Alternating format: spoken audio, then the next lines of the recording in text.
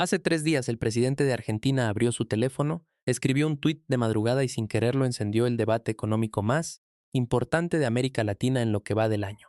No fue una propuesta de gobierno, no fue un plan económico, no fue un anuncio de política pública, fue un ataque directo contra México, con nombre y con apellido. Y lo que pasó en las siguientes 72 horas nadie lo está contando completo. Porque mientras Milei tuiteaba desde Buenos Aires, algo empezaba a circular entre economistas de toda la región. No en televisión, no en redes sociales. En privado, entre los que trabajan con datos reales, no con titulares. Un análisis que viene de Chile, no de México. Elaborado por personas que no tienen ningún interés político en defender a ninguno de los dos países. Y ese análisis le pone números concretos a este escándalo regional. Esos números destruyen la narrativa de Milei desde el primer dato. Quédate conmigo porque lo que voy a explicarte cambia por completo la forma de ver este conflicto. Y hay una pregunta al final que le toca a México responder. El primer dato es este. El 26% de todas las exportaciones camaroneras de Honduras iban a un solo país, a México. Un solo cliente, sin mercado alternativo, sin plan de contingencia, sin nada más. Cuando México actualizó sus estándares sanitarios, miles de familias hondureñas se quedaron sin mercado de un día para otro. Pero antes de que Milei explique ese número como evidencia de imperialismo económico mexicano, hay una pregunta que no está haciendo.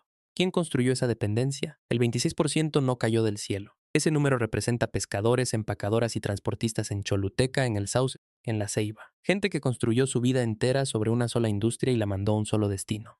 Durante 20 años, Honduras tuvo oportunidad de diversificar. 20 años en los que Europa ya pedía estándares sanitarios elevados. 20 años en los que Estados Unidos ya los exigía. Honduras no tomó ese camino. Si quieres entender lo que realmente está pasando en América Latina más allá de lo que los medios repiten, este es tu canal. Suscríbete porque aquí vamos a seguir poniendo los datos sobre la mesa, sin importar a quién le incomode la verdad. Cuando México actualizó sus normas sanitarias, Honduras no pudo cumplirlas. Las mismas normas que México ya aplicaba con todos sus socios. Europa, Asia, Estados Unidos. No hubo reglas especiales contra Honduras, hubo reglas iguales para todos. Milei tomó esa historia y la convirtió en un titular. México destruyó Honduras. Pero hay una pregunta que nadie en Tegucigalpa está respondiendo públicamente. ¿Por qué Honduras no subió sus estándares en 2 décadas?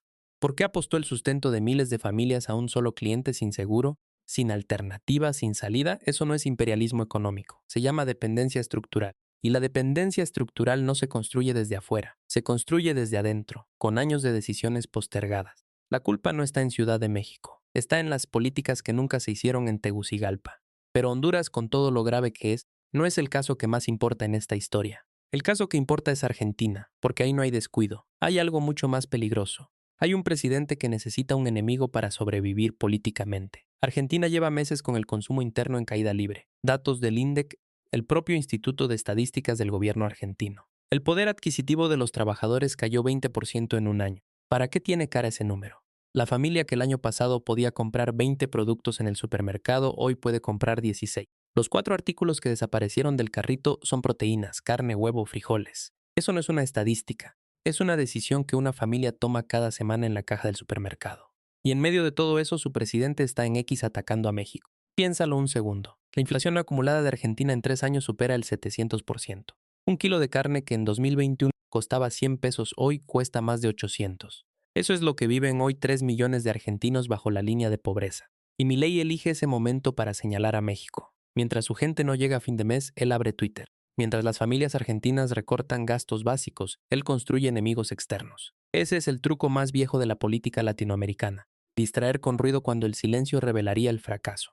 ¿Por qué México? Porque México es exactamente todo lo que Argentina prometió ser durante décadas y nunca fue. Estabilidad, manufactura real, tratados que se cumplen. Un Estado que no cambia las reglas según el humor del presidente de turno. Cuando Argentina cerró su mercado cambiario por miedo a su propia moneda, México firmó el TEMEC y se convirtió en el primer socio comercial de Estados Unidos. El primero, no el segundo. Eso duele. Y el dolor político siempre busca un culpable. Siempre.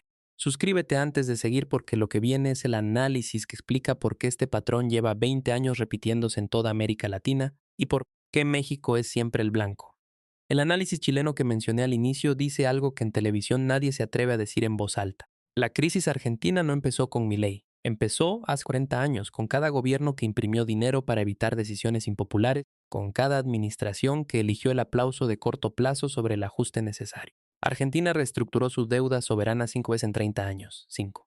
En México lo hizo 94 y construyó sobre eso el tratado comercial que hoy le da acceso a 500 millones de consumidores en América del Norte. Milei llegó a una casa incendiada, eso es real, pero en lugar de apagar el fuego está buscando a quién culpar. Y México es el chivo expiatorio perfecto, grande, estable, exitoso y exactamente donde Argentina fracasó. Suficientemente lejos como para que el insulto no tenga consecuencias diplomáticas inmediatas. Lo que Milei no calculó es que México no necesita responder. Los datos ya responden solos. Y los datos no solo responden a Milei, apuntan a algo que va mucho más allá de Argentina, a un patrón que lleva 20 años repitiéndose en silencio por toda la región, de norte a sur del continente, con distintos actores pero siempre la misma lógica. Hay un dato en ese análisis chileno que nadie está citando en televisión. Aparece casi de pasada, parece técnico. Cuando lo entiendes, cambia todo. México es hoy el tercer exportador de manufacturas más importante del hemisferio occidental. No materias primas, no petróleo, manufacturas, autos, aeronáutica, electrónica médica, dispositivos de precisión. Industrias que generan empleos de clase media que no descen cuando cae el precio. Un commodity. ¿Cuántos países de América Latina están en ese nivel? Uno, solo México. Y eso no fue accidente. Fue el resultado de 30 años de política industrial sostenida, de estándares de calidad alineados con los mercados más exigentes del mundo. Mientras México hacía eso, Argentina imprimía dinero. Mientras México construía cadenas de valor industrial, Argentina acumulaba deuda. Mientras México negociaba tratados con rigor técnico, Argentina defolteaba. Mientras México generaba empleo de manufactura con valor agregado, Argentina generaba inflación y fuga de capitales. Durante 30 años, dos países tomaron caminos opuestos. Uno eligió la disciplina, el otro eligió el atajo. Y ahora el presidente de Argentina le dice al mundo que México es el problema. En ciencia política esto tiene nombre: externalización de culpa. Funciona así.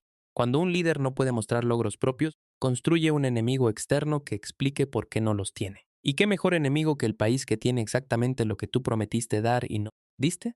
Ese espejo, el que refleja lo que Argentina pudo haber sido, es demasiado incómodo para mirarlo de frente. Es más fácil romperlo. Pero los espejos rotos no cambian la realidad.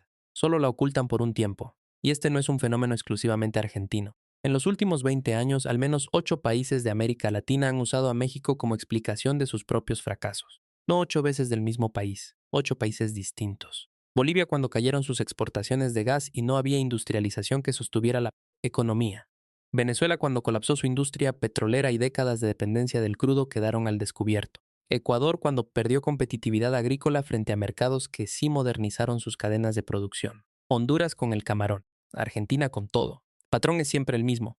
Problema interno. Culpa externa, reforma postergada indefinidamente. Ataque al país que sí reformó. ¿Por qué siempre México? 3 razones que no son coincidencia. Primera, México es grande y estable. Atacarlo genera titulares internacionales. Segunda, el TEMEC genera resentimiento en economías que no construyeron sus propios tratados. Y tercera, la que más importa. La doctrina diplomática mexicana de no confrontación convierte a México en el blanco perfecto. Si no devuelves el golpe, el atacante parece ganar ante su propia audiencia. Pero ahí está el contraste que Milei nunca calcula. Mientras Argentina tiene relaciones tensas o rotas con media docena de socios regionales, México mantiene tratados activos con 46 países. 46. Acceso a más de 2.000 millones de consumidores que pueden comprar lo que México produce. Eso no se construye en una noche. No se construye con declaraciones polémicas ni con tuits de madrugada. Eso se construye con décadas de trabajo silencioso, negociaciones técnicas, cumplimiento de compromisos y estrategia real de largo plazo. La diplomacia mexicana callada, constante, sin espectáculo, edificó lo que muchos países de la región todavía prometen construir. El problema no es México. El problema es que hay países en esta región que siguen confundiendo el ruido con la estrategia. Y esa confusión tiene un costo muy concreto que lo pagan las familias, no los presidentes. Mientras México exporta manufacturas a 46 mercados, hay presidentes que exportan tweets a ningún lado. Volvamos al tweet que empezó todo. En 72 horas, el tweet de Milei se convirtió en el tema económico número 1 de América Latina. Lo analizaron en Santiago, en Bogotá, en São Paulo. Y todos llegaron a la misma conclusión. No que México sea perfecto, sino que los 3 millones de argentinos bajo la línea de pobreza no están ahí por culpa de México.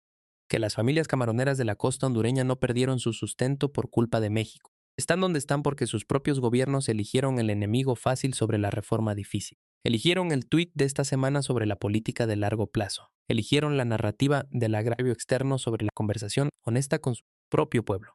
México es el espejo de América Latina, y ya sabemos lo que hace cualquiera que no soporta lo que ve en ese espejo, lo rompe. Pero los espejos rotos no cambian la realidad, solo la ocultan por un tiempo, y la realidad, la de la trabajadora argentina que perdió el 20% de su poder adquisitivo en un año, la del pescador hondureño sin mercado, la del joven latinoamericano que crece viendo a sus presidentes exportar culpas en lugar de exportar productos, Esa realidad no desaparece con ningún tuit. Comenta qué opinas. ¿Debe México romper su silencio estratégico y responder públicamente con datos y con toda la fuerza de su posición comercial? ¿O debe dejar que los números sigan hablando solos?